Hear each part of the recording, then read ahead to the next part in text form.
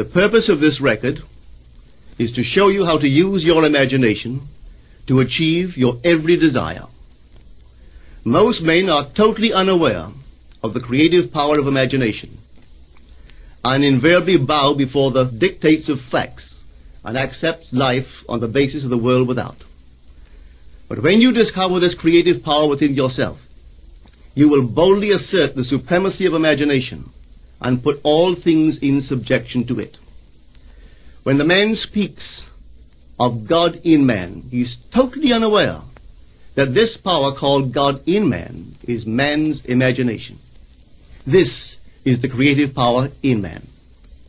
There is nothing under heaven that is not plastic as potter's clay to the touch of the shaping spirit of imagination.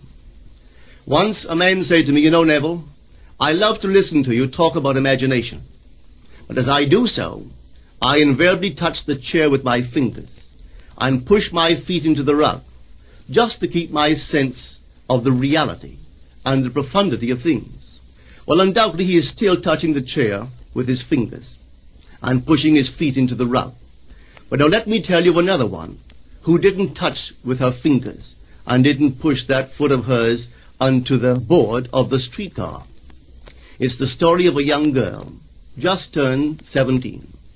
It was Christmas Eve, and she is sad of heart. For that year, she had lost her father in an accident, and she's returning home to what seemed to be an empty house. She was untrained to do anything, so got herself a job as a waitress. This night is quite late, Christmas Eve. It's raining. The car is full of laughing boys and girls home for their Christmas vacation. And she couldn't conceal the tears. Luckily for her, as I said, it was raining. So she stuck her face into the heavens to mingle her tears with the rain. And then, holding the rail of the streetcar, this is what she did. She said, "This is not rain, but this is spray from the ocean. And this is not the salt of tears that I taste, but this is the salt of the sea in the wind. And this is not San Diego. This is a ship, and I'm coming into the Bay of Samoa." And there she felt the reality of all that she had imagined. Then came the end of the journey, and all are out. 10 days later, this girl received a letter from a firm in Chicago saying that her aunt, several years before, when she sailed for Europe, deposited with them $3,000 with instructions that if she did not return to America, this money should be paid to her niece. They had just received information of the aunt's death and were now acting upon her instructions. 1 month later, this girl sailed for Samoa. As she came into the bay, it was late that night, and there was salt of the sea in the wind. It wasn't raining, but there was spray in the air, and she actually felt what she felt 1 month before, only this time she had realized her objective. Now this whole record is technique. I want to show you today how to put your wonderful imagination right into the feeling of your wish fulfilled, and let it remain there and fall asleep in that state. And I promise you from my own experience, you will realize the state in which you sleep if you could actually feel yourself right into the situation of your fulfilled desire and continue therein until you fall asleep.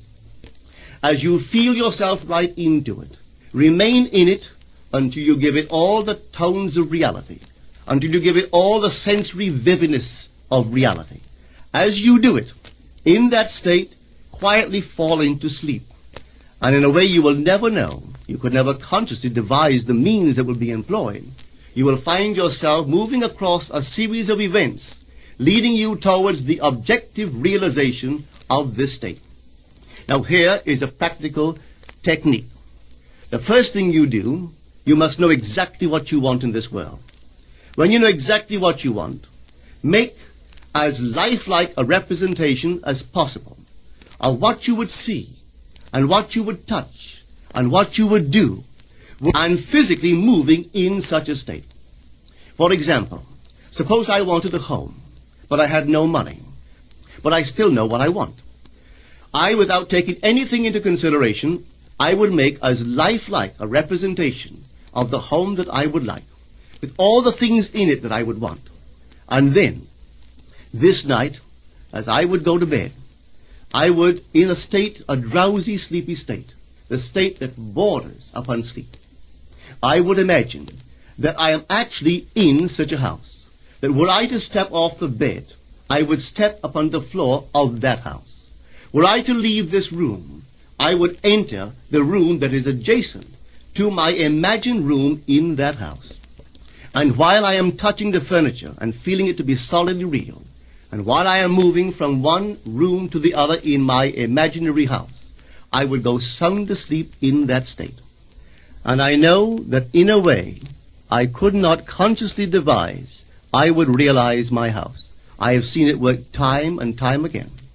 If I wanted promotion in my business, I would ask myself what additional responsibilities would be mine were I to be given this great promotion. What would I do? What would I say? What would I see? How would I act? And then in my imagination, I would begin to see and touch and do and act as I would outwardly see and touch and act were I in that position. If I now desired the mate of my life, were I now in search of some wonderful girl or some wonderful man, what would I actually find myself doing that would imply that I have found my state? For instance, suppose now I was a lady. One thing I would definitely do, I would wear a wedding ring. I would take my imaginary hands, and I would feel the ring that I would imagine to be there.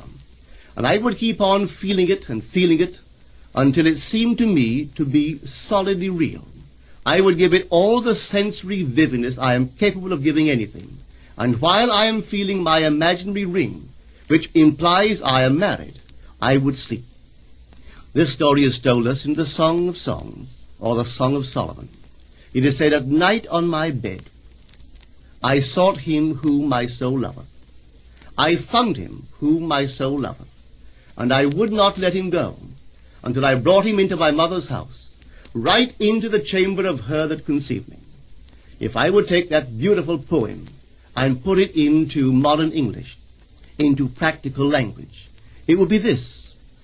While sitting in my chair, I would feel myself right into the situation of my fulfilled desire.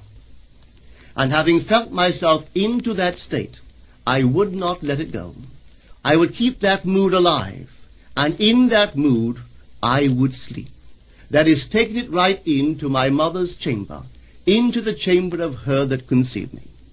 You know, people are totally unaware of this fantastic power of the imagination. But when man begins to discover this power within him, he never plays the part that he formerly played.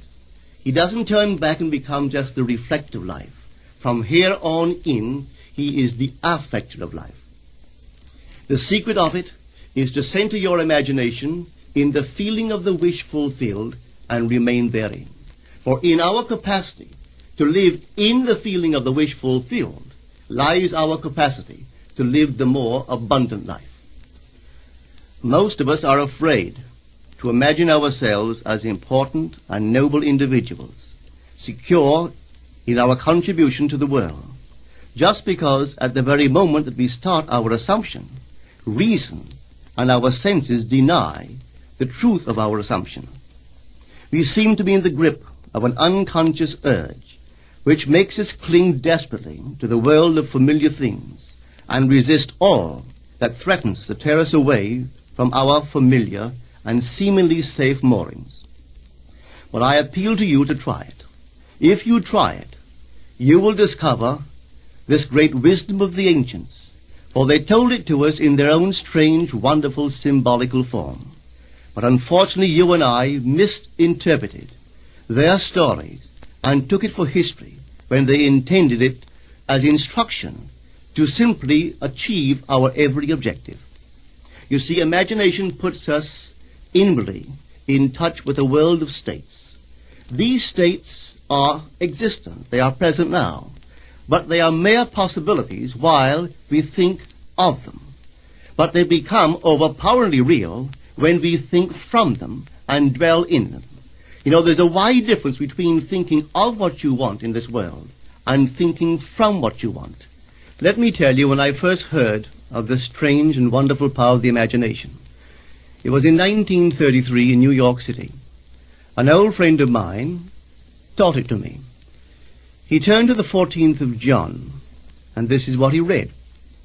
In my Father's house are many mansions. If it were not so, I would have told you. I go to prepare a place for you. And if I go and prepare a place for you, I will come again and receive you unto myself, that where I am, there ye may be also. He explained to me that this central character of the Gospels was human imagination.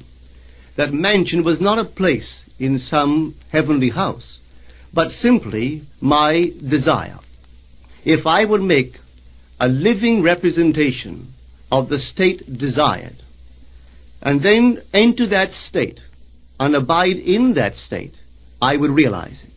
At the time, I wanted to make a trip to the island of Barbados in the West Indies, but I had no money. He explained to me that if I would that night, as I slept in New York City, assume that I was sleeping in my earthly father's house in Barbados, and go sound asleep in that state, that I would realize my trip. Well, I took him at his word and tried it. For 1 month, night after night, as I fell asleep, I assumed I was sleeping in my father's home in Barbados. At the end of my month, an invitation from my family came, inviting me to spend the winter in Barbados. I sailed for Barbados the early part of December of that year.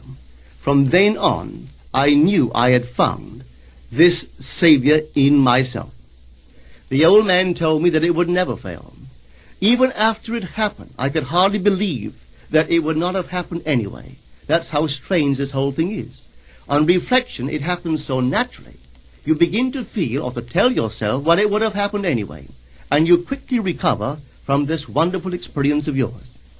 It never failed me if I would give the mood, the imagined mood, sensory vividness.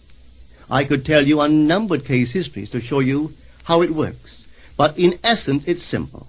You simply know what you want. When you know what you want, you're thinking of it.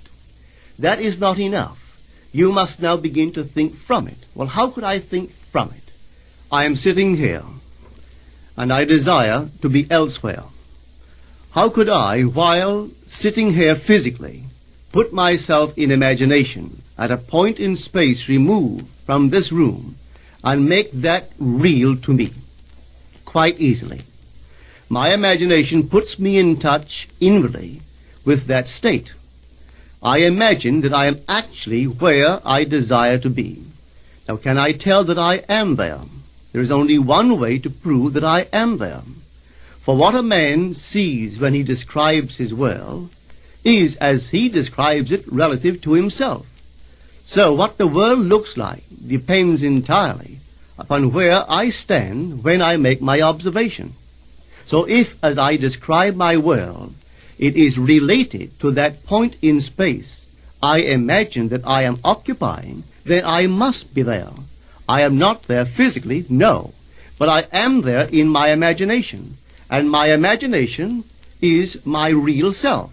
And where I go in imagination and make it real, there I shall go in the flesh also. When in that state I fall asleep, it is done. I have never seen it fail.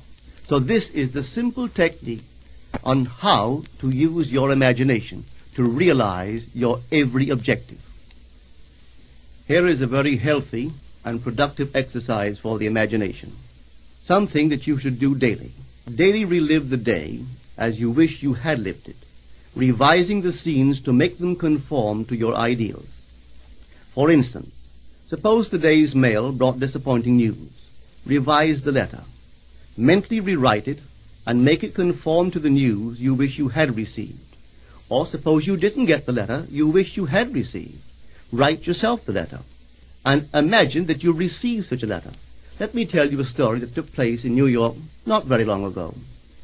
In my audience sat this lady who had heard me numberless times. And I was telling the story of revision.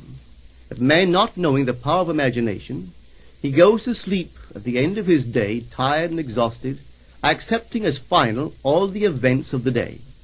And I was trying to show that man should, at that moment, before he sleeps, he should rewrite the entire day and make it conform to the day he wished he had experienced.